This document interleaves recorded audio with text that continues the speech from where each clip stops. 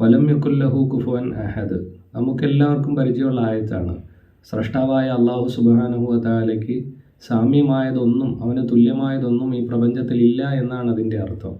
പക്ഷേ ഈ സൂറത്ത് ഓതുന്ന സമയത്ത് ഈ ആയത്തിൽ മിക്ക ആളുകൾക്കും പറ്റുന്ന ഒരു വലിയ തെറ്റാണ് വലം യകുല്ലഹു കുഫുവൻ അഹദ് എന്ന് ഓതുക.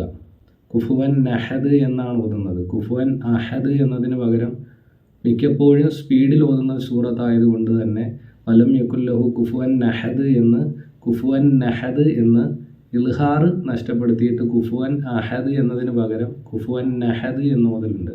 സൂറത്തുൽ ഇഖ്ലാസ് 3 തവണ ഓതിയാൽ ഖുർആൻ ഖത്മ് ചെയ്തതിൻ്റെ പ്രതിഫലം.